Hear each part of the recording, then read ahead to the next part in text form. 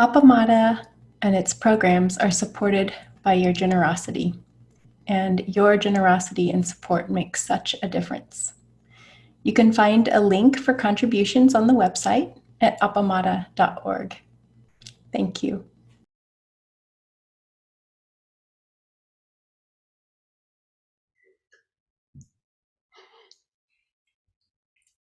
Good morning. Can you hear me?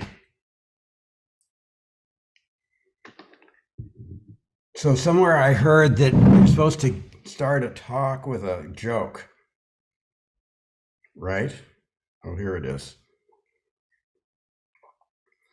And I received an email from a group of high school friends, and it said jokes, and that gave me the idea, oh, I'm supposed to start the talk with a joke. And then the second thought was, well, the joke wouldn't apply to my talk, so I can't give it.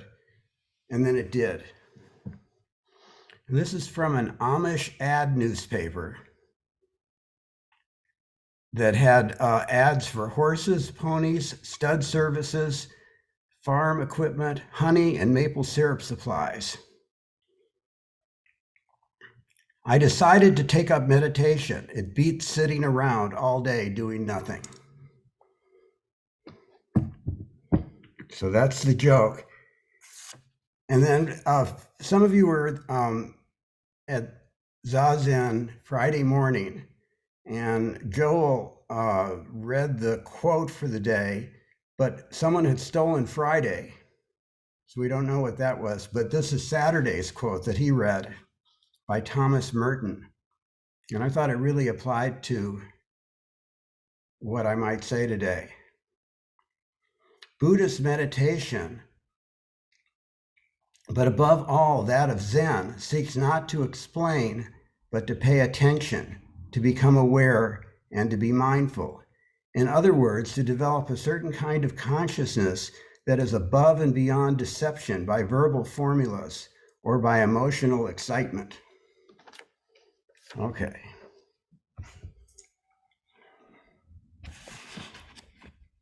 So really the thing I want to talk about is not knowing. And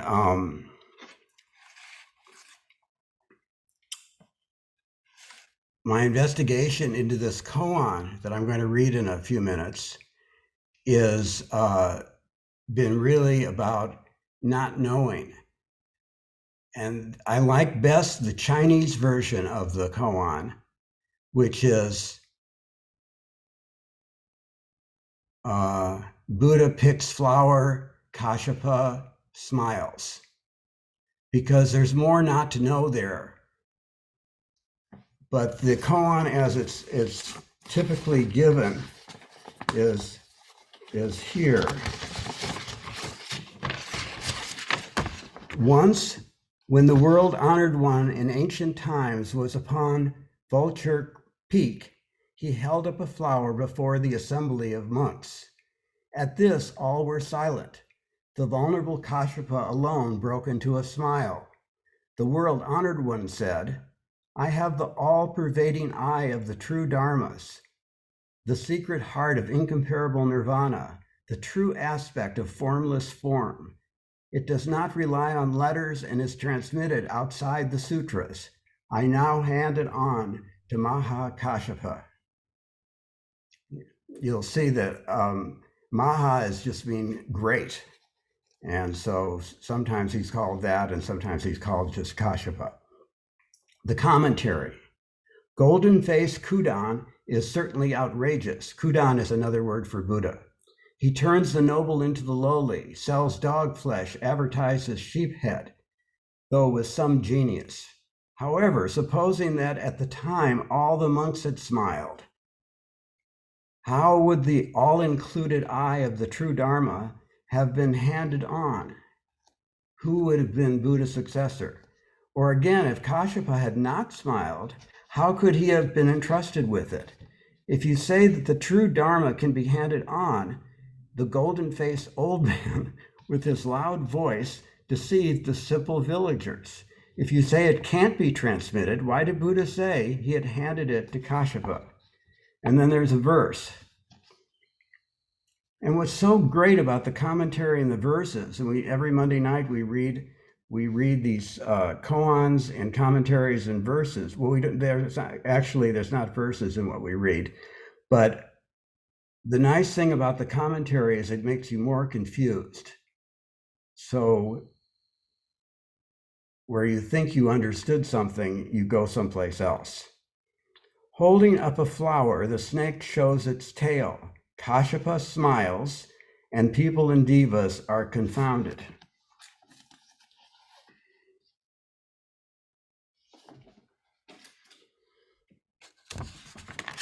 Then I have a little bit from a poem that's been with me since high school by Emily Dickinson, Success is Counted Sweetest.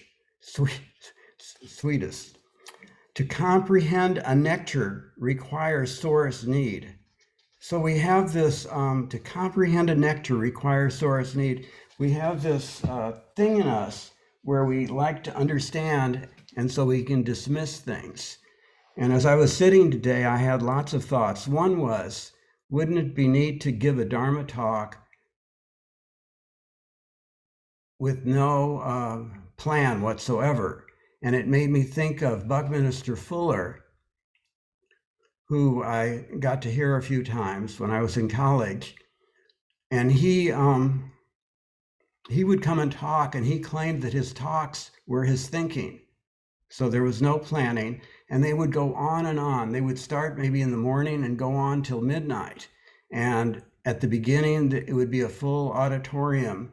And by the end, there would be 3 or 4 people. And I never made it to the end. So I'm not saying that, but anyway, that was Buckminster Fuller. So that's my goal in life, is to give a Dharma talk with completely no plan. So I have another saying here that I have on my desk, from the Fireside Theater. And this is from 2019, Tuesday, October 1st. So I think it might have been our, when we had quotes, but it was a littler calendar. And it says, everything you know is wrong. So that's been an important one to me. And then in the Bodhisattva vow at the end of each line, we say, Buddha's way is unsurpassable. I vow to embody it. And this idea of embodied, I think, links with what Thomas Burton said was experiencing it. So I'm going to put this stuff away now. So as I was sitting, I was looking at the, by the doorway, there's a little piece of calligraphy that means 1. Can you guys see it?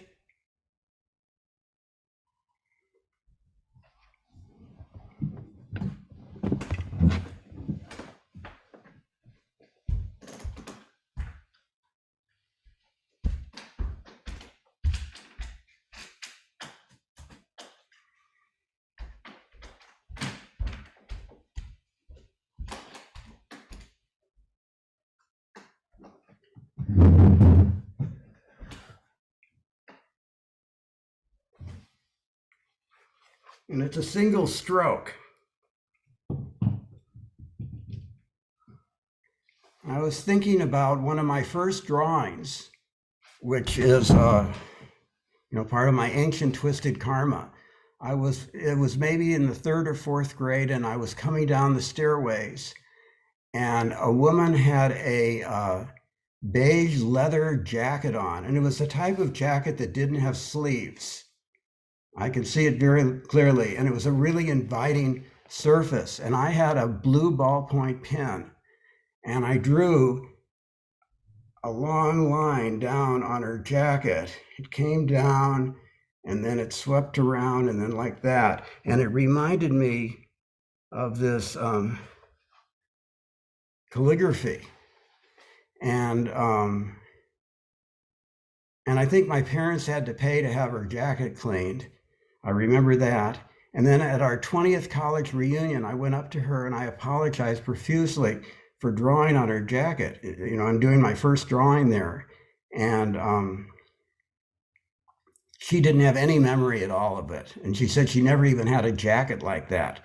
So I'm still looking for that person who was the recipient of my first drawing. And but then in college, going back a little from the 20th reunion, I had a wonderful painting teacher who talked about the skin, the paper as the skin, or the leather, and then the drawing as the mark. And I've always been curious about who made my drawings. I recently came across in Judaism that it's God that gives us our thoughts. And I feel more like I do the writing in my pieces, but someone else does the drawings. Oh, so here's the curious thing. Yesterday or the day before, I got an email from, her name was Michelle, or I thought that was her, Michelle's husband, that Michelle had passed away. And he said she died of a stroke. It was completely unexpected. And as I was sitting, I was thinking of, stroke, drawing, Michelle. Who could it have been that I drew on their back? So I don't know any of those things. But, as I look now at this drawing, this calligraphy, I'll think about the stroke and think about Michelle. And I wrote to her husband, didn't write about this. That would have been too confusing, I think. But anyway, so that was the stroke. And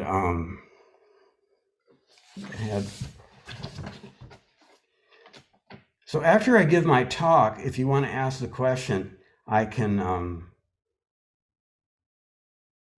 tell you the answer. Oh, about why don't we know anything? And I was thinking too about my sister who died, and we simply say, she died of cancer. And then my other sister died from drinking. And we somehow, after we have that explanation, we can just put this thing aside, can't we? And it makes us more comfortable, but it's not really getting to the truth. And I remember one time in Depth and Practice when we were meeting here at Appamada, there was a Indian who had a great deal of experience in Buddhism. And he kept talking about how the cause of death was birth. And I hadn't heard that, until that. And then that took me, as I was sitting, sorry, this is a little bit rambling, but that's the way I am. When I was sitting, it took me a little bit to how people go back to Genesis as being the beginning. And that's why, in fact, that's according to the Torah, why we die is because we didn't obey God. And some say it was the original sin, and others say it was what made us humans. So I don't have an answer there.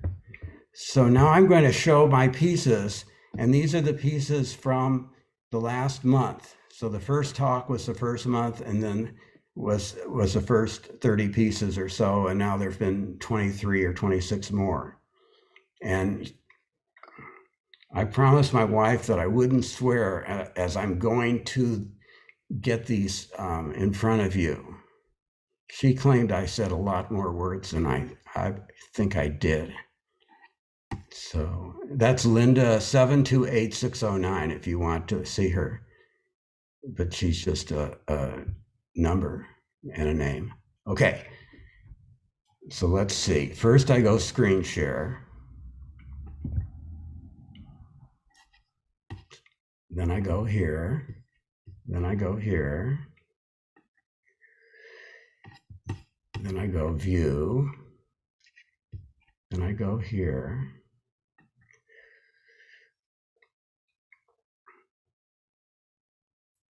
Can you see my drawings? Great. This is a fun one for me because in terms of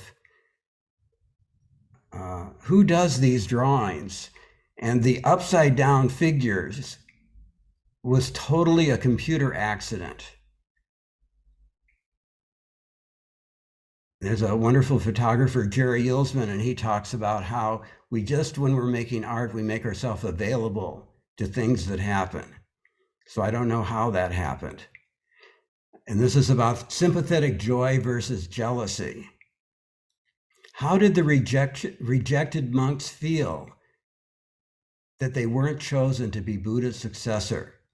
Did they feel joy for Kashyapa? Maybe that's not quite what one feels for a patriarch.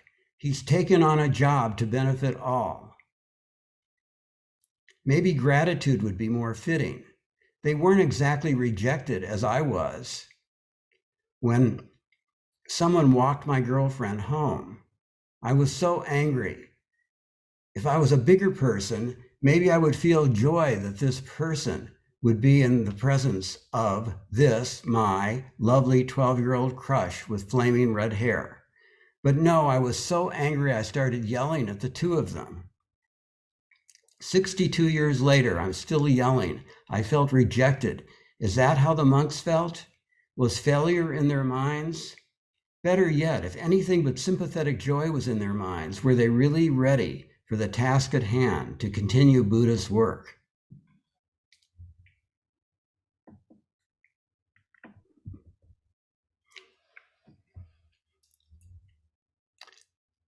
So you see the word smile there, and my daughter had asked me to do a painting for her just with the word smile. And I never finished it. It's still in my room. I started it maybe 10 years ago, and it's not big, it's just this big. I don't know why I didn't finish it. But anyway, that seems like such an important thing. And what I noticed in the last month is just how that changes one's perspective just to smile. So I'm wondering if everyone, just for a moment, could smile. Thanks, Rosemarie. Thanks, Nancy. Thanks, Bill and Joan. Those are just the people I'm seeing, but I'm sure you're all smiling. Can you feel the difference in your body? In fact, I heard a podcast from a neurophysiologist, psychologist, something like that, and she was saying that the main evolutionary purpose of the brain was to regulate the body. So you smile and your body gets regulated, something changes. Something changes. And there is actually a meditation technique where you're actually smiling. But if you're ever feeling down, just smile and it goes away. You can't do both at the same time for some reason, or I can't. I've been assuming that Buddha chose Kashyapa. Then this morning I saw that Kashyapa already was his successor, and Buddha just acknowledged that. Or maybe I could have said, just saw that. And then I remembered the koan about the wind and the flag, and the question arising whether the flag moves the wind or the wind moves the flag. In the end, we are told, not the flag, not the wind. Mind is moving. I went from there to lighting a candle. What really lights what? What catches on fire? In a sense, it takes two to tangle.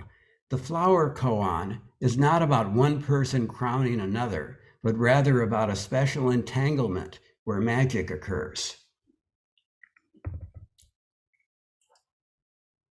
My dad lied to me. So funny how we can't give this stuff up, even after 50 years, even if it's a very, very small thing. I had been bugging him about whether he had done something, and to get me off his case, he said he had done it, and then I discovered he hadn't. My dad had a good imagination, and he would you never knew if he was saying. In fact, when he first met my mother, he told her that his dad had a harem, and she said, "Oh, and that was the beginning of their long marriage." And then I discovered he hadn't. I was furious. Maybe I still haven't forgiven him, but it has been over 50 years ago. Then there is the flower sermon. Someone at our temple was quite angry at Buddha for passing over the monks who had worked so hard to study the Dharma. What is the difference between how we respond to something that happened in our life and how we respond to what is probably a fiction from thousands of years ago? How is it that it wrenches our emotions the same, whether it is fact or fiction?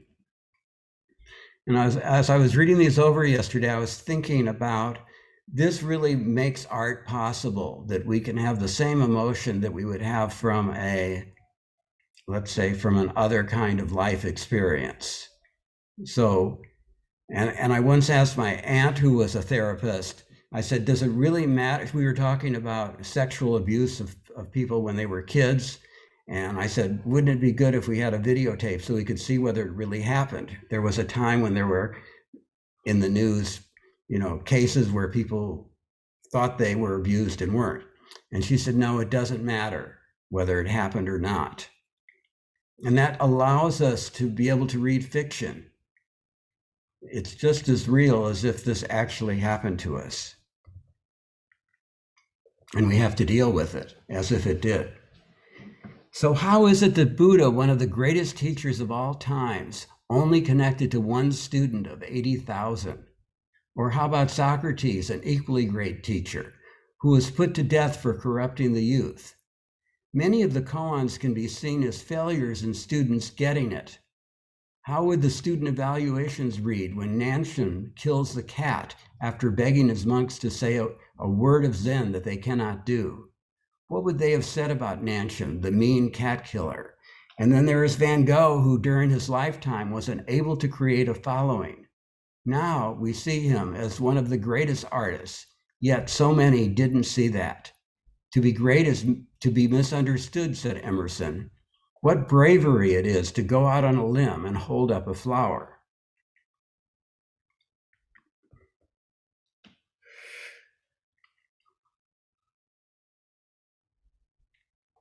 What's fun about these little dots that you see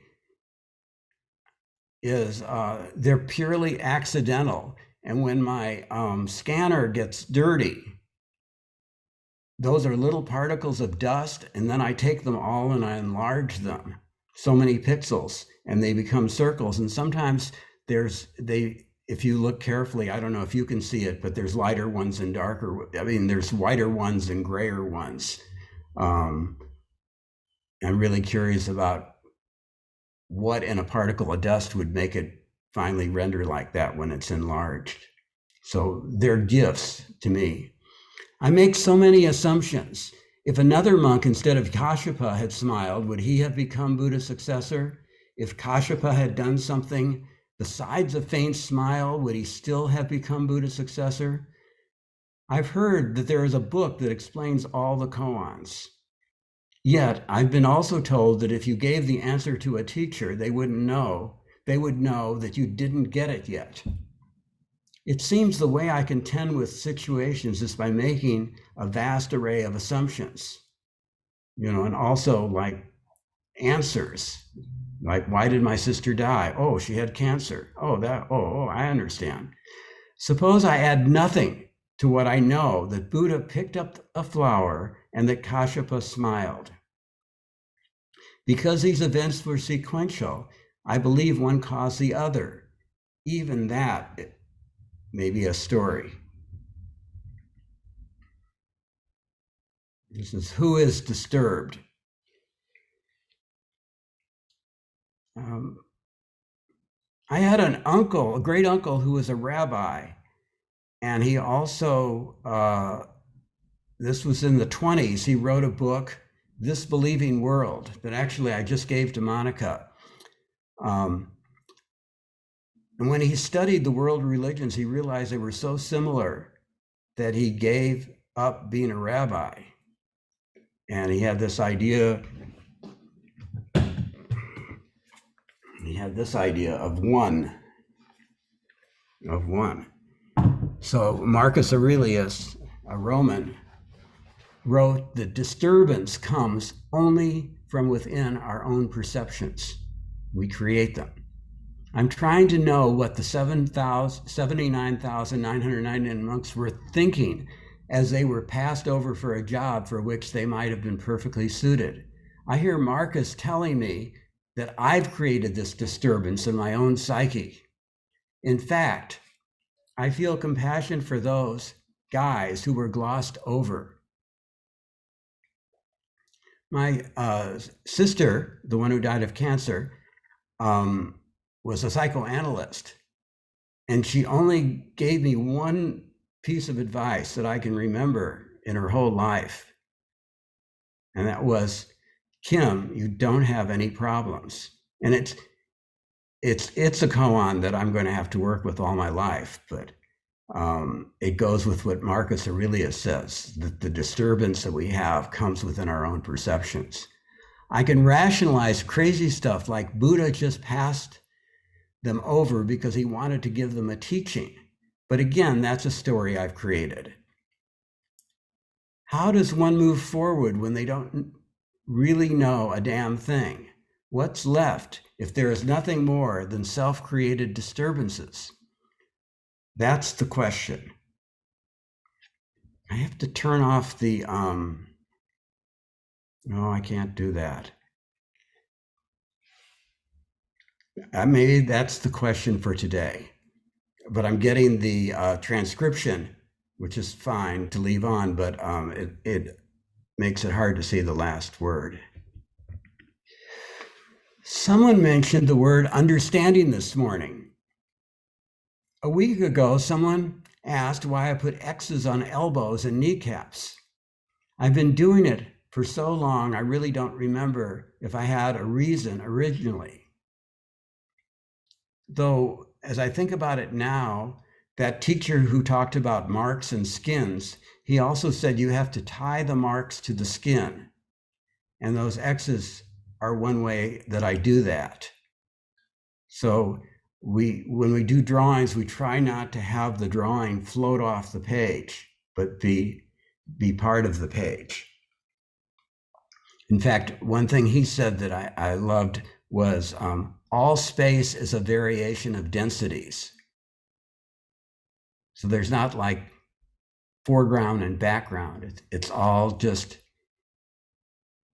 a variation. The holding up of the flower and Kashyap's smile display a mirror so that I can see myself and my misunderstandings.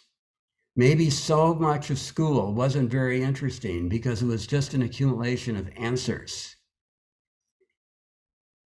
What do we do with boundless awe, that which we can admire, but can't understand or even define? How does knowing open up our world rather than close it down? How does not knowing open up our world rather than close it down? The flower opens up in her prime, yet I can't believe that Kashyapa wasn't seeing that life and death are of supreme importance, which I'll say as part of the service later.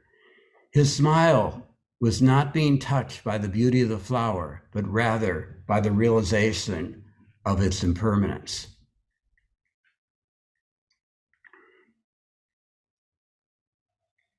I noticed I was worrying, and then I smiled. It was as if I had a new body. I could feel different chemistry rushing around. I looked at the bowing mat by the altar and smiled at it as if it was a newborn baby. Then I saw and spoke to each of the Zafus waiting for our return to the Zendo. You see them behind me. I kept smiling as I switched to the gallery view and saw a grid of people, each challenged by the trials and tribulations of their lives. As I smiled at them, I shared their pain. Bless them, I thought, And then I remembered Kashyapa smiling at the flower. Perhaps he didn't know he was smiling. Now, in some things I read, it's a faint smile and no teeth are showing. Perhaps he does nothing but smile, even in his sleep. Did the other monks even see his smile? I keep imagining that he was in the front row, but I have no reason to think that, so they wouldn't have seen it. But they must have heard the birds sing and the clouds dance when Kashyapa's face lit up. It was such a simple smile, and yet it was a smile that went around the world, not just 2,500 years ago, but every moment since then. This was not the smile that said to Buddha, "Cool move, dude." Rather, it was an affirmation of life, of beauty, of love. It was a whole story reflected in a faint smile. That's why Buddha chose Kashyapa as his successor. Though Buddha was enlightened in one night, I think it is a misconception that all thoughts and realizations were in his head from that point forward. When he told his disciples that monks needed a robe, he was asked what the robe should look like. He looked down at the rice field and said, "Like that." So I assume he didn't initially have that vision until asked. It came as a subsequent thought. So might it be with the thought of needing a successor. Maybe it came as he woke up in the morning, then walking to Deer Park. What I read, it wasn't Deer Park, to give a talk. A flower caught his eye and his fingers plucked it from the ground. One thing led to another. He held up the flower. Do we know his intention then? We can only guess. This is a story about the creative process. One thing leads to another, and soon to a third.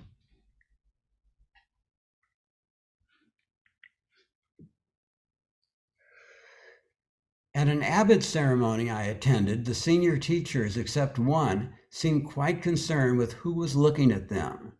There was one teacher from Japan who was not concerned at all. Actually, that was Suzuki Roshi's son. He was sitting as if he was alone, as if sitting without moving his head by a slow-moving creek.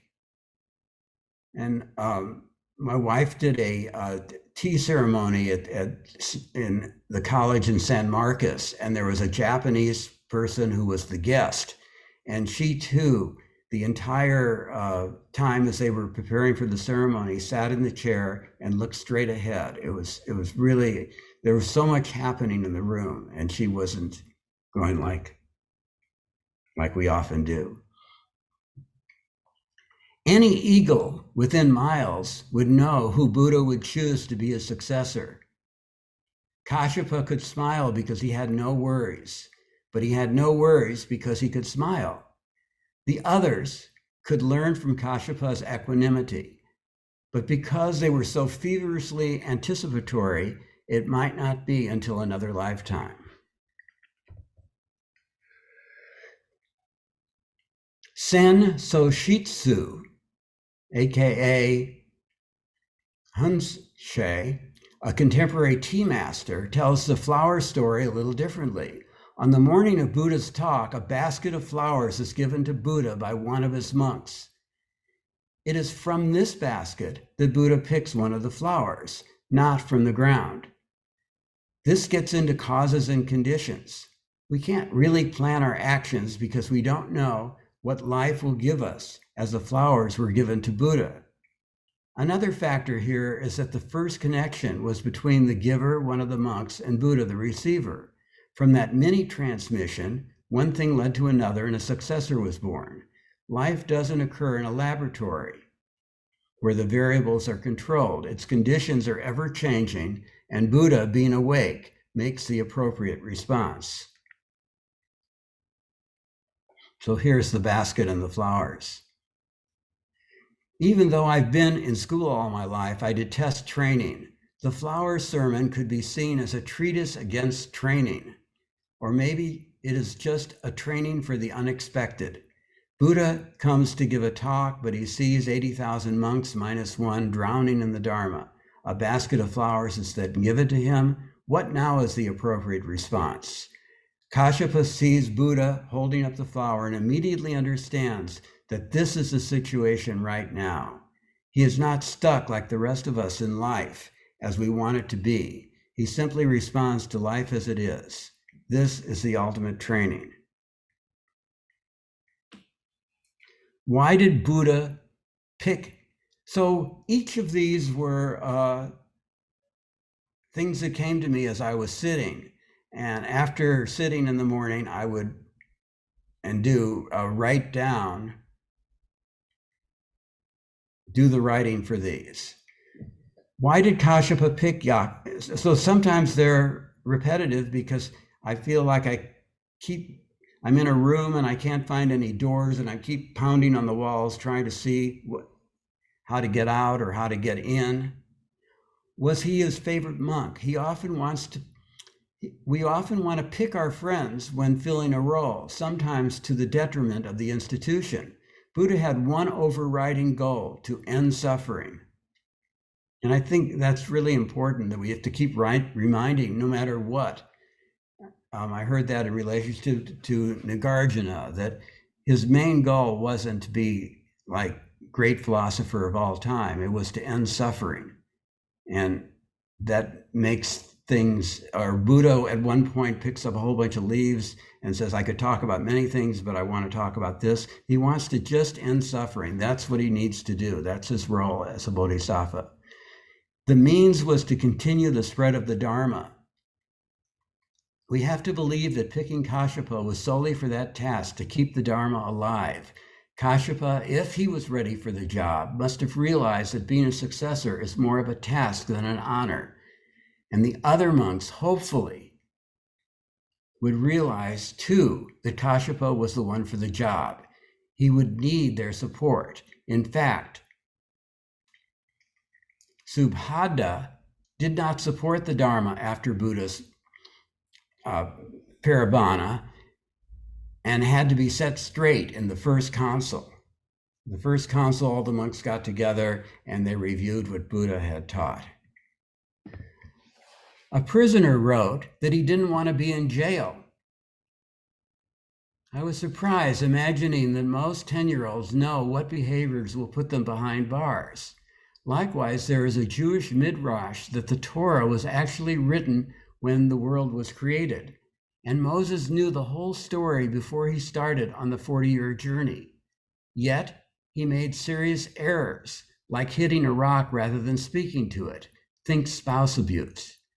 Buddha was trained to see the future. As much as I want to believe that he was responding in the moment to Kashyapa, he could see that Kashyapa would ensure the Dharma's longevity. My Buddhist pen pal didn't avoid prison, nor did Moses avoid his demise of not getting into the promised land. But Buddha was able to pick a successor to keep the Dharma alive.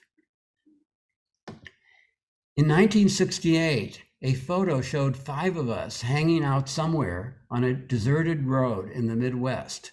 2 were in a car that had been cut in half. I was sitting on a log and French fry, and someone else were standing. I've been thinking about me on that log. Am I him? Who is he anyway? I think I remember how I saw him back then, and now more than 50 years later, I realize how little self-confidence I had. In fact, what does it mean when I say that was me?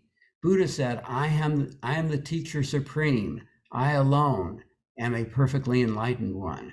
If I wore a t-shirt with those words, people would roll on the ground laughing. How was it that Buddha could say such things about himself? Was his self-image off as was mine, but in a different direction? It takes chutzpah to hold up a flower and give a sermon worthy of 80,000 disciples. I thought I was barely worthy of sitting on a log. I so wondered how Buddha not only had it figured out, but knew that he had it figured out. Really knew. Now I'm sitting on that same log, wondering, what's next? Really wondering if I have any idea who I am, not unlike what I wondered 50 years ago. That's me sitting on the log. What's strange is I remember that urge to sit on the log from so many years ago. But I can't get into my head. That's interesting too.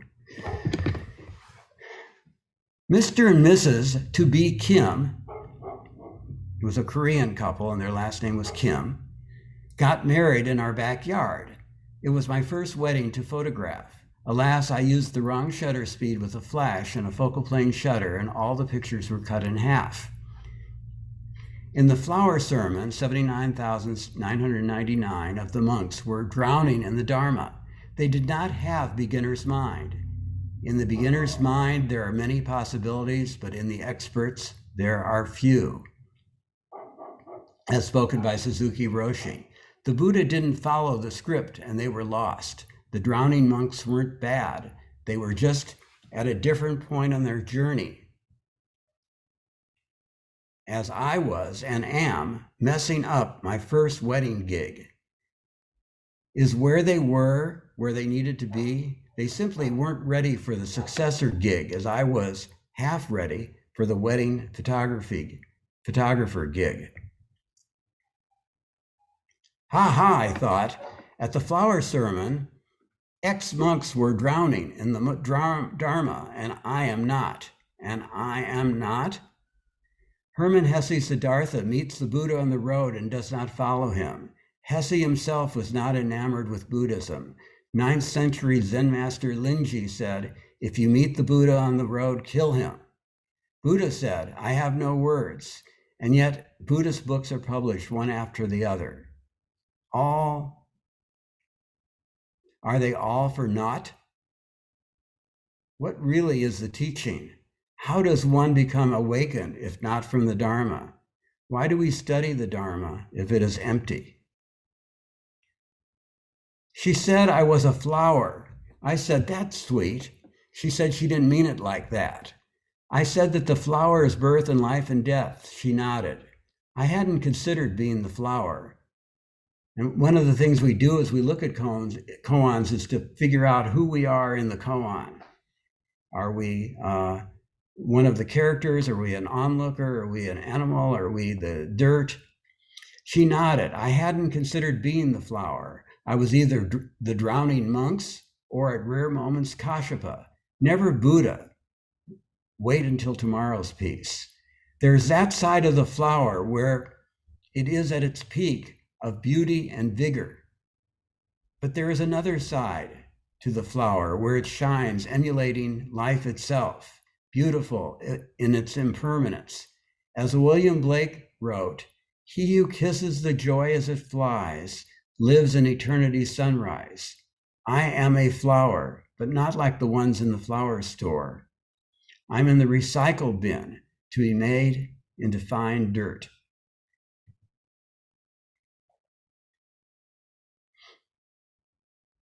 So this can be read either look mono tears or look ma comma no tears.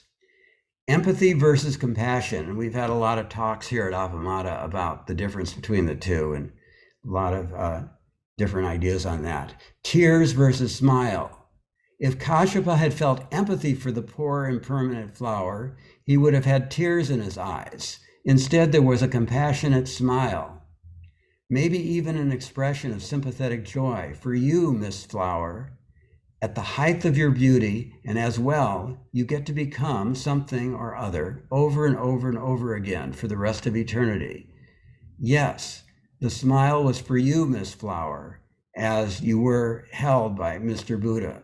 I felt at this point that I had stepped into the clearing with the others in the koan, rather than looking at it from the outside. And here I went a little mad, I think. I figured out the koan this morning. And I've done that before. And then the big problem is, how will I go on? What do I tell other people? It's a terrible thing to happen to you. Then driving home from the grocery store, I saw that my story about the flower was just my story, not the koan's. Reading Plato's cave allegory today, I realized the koan is not visible. Only its shadows are visible. The mind can conceive of the meaning of the koan, but cannot see it. We can only see the shadows cast by the koan itself. My mistake is mistaking the shadow for the koan. Today I'm feeling down about my cockroach that died, about friends who are ill, and about my own mortality. So I feel compassion for the flower. And now driving home, I realize I'm just looking at the reflection of my grief in a mirror. So here, what I thought was my understanding was actually just looking at myself.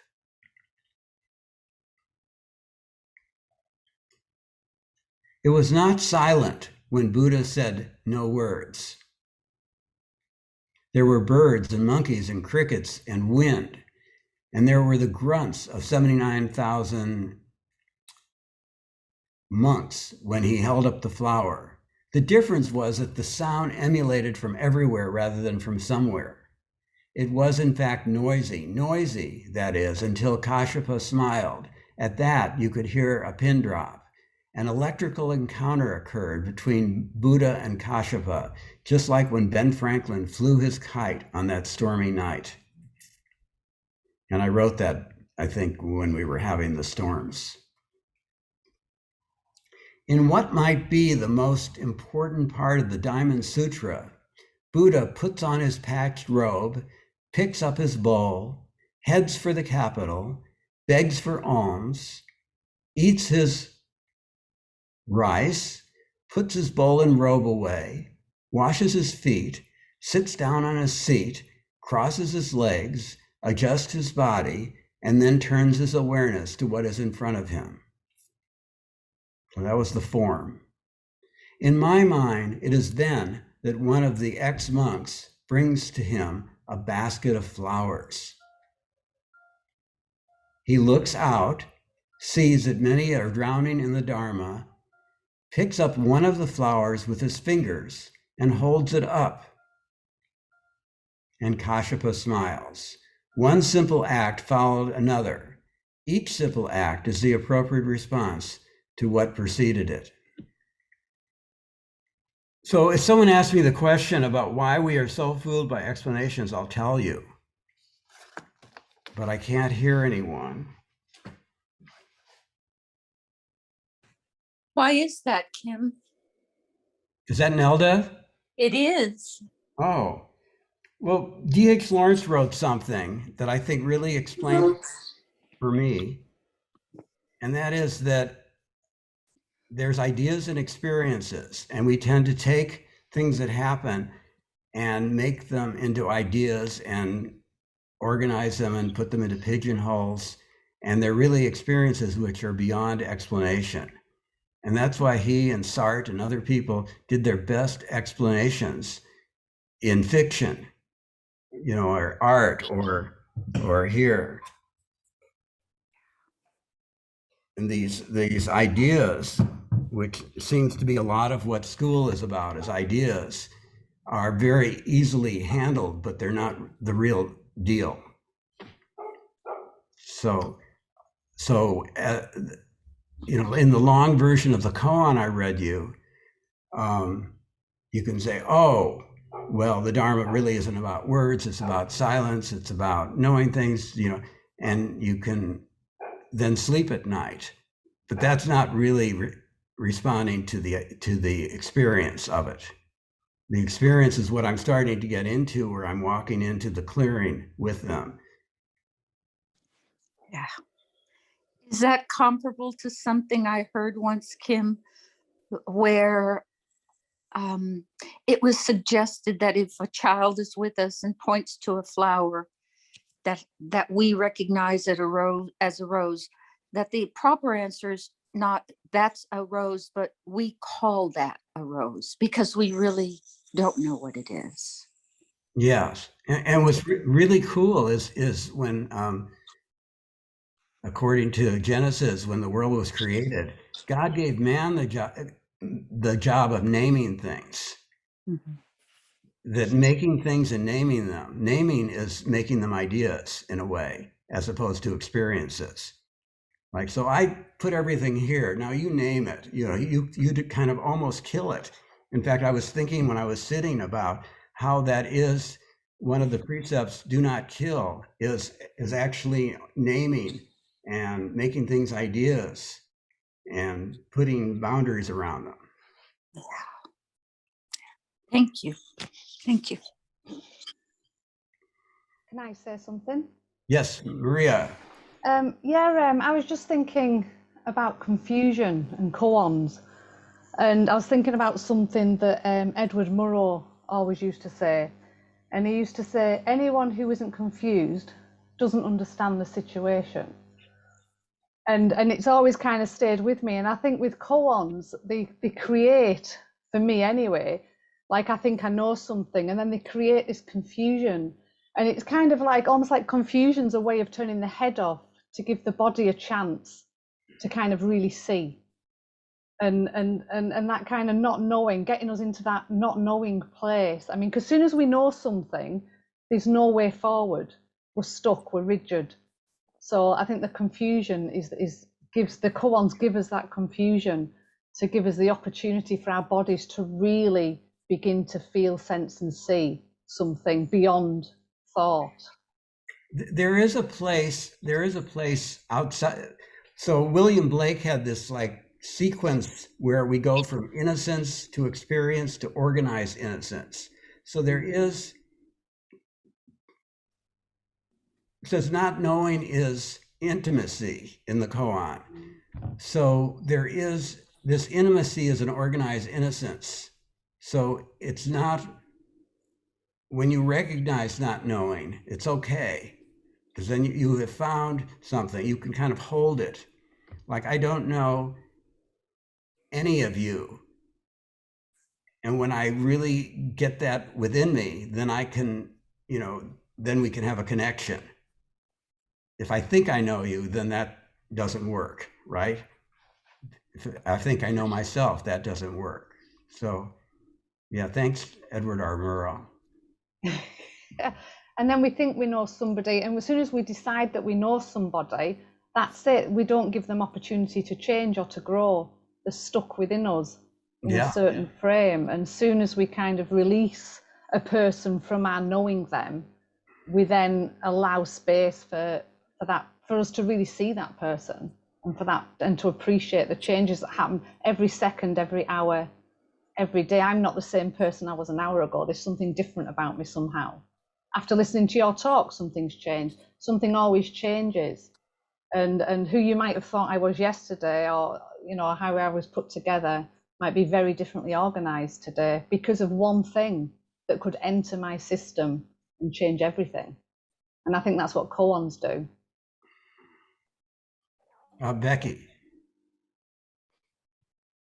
Yeah, I quite agree with what Maria was saying in terms of koans. For a long time, it took me a while.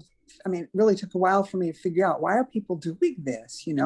Is like that they're putting out things, and then they go and get a whole lot of books that tell them what they mean, because they couldn't make sense of it, and they read them to each other as it just was like, I couldn't quite understand what y'all were doing at all. It's like, what? I mean, I guess the thing is, and certainly I like to embrace the fact that I sort of figured out something, that I understand it. It's comforting. But I don't see how we could look at the whole history of mankind and what we've traced in terms of our thinking and our evolution, our perception of how the world works, how the body works, how any of that, and think that we know anything.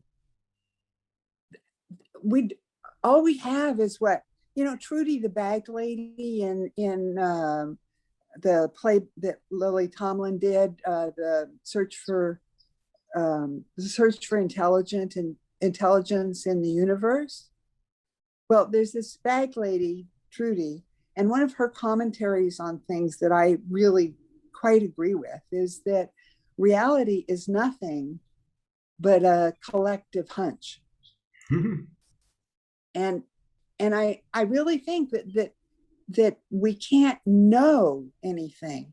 All we can really do is try to figure out how to carry on our life, knowing we don't know, and we're doing the best we can.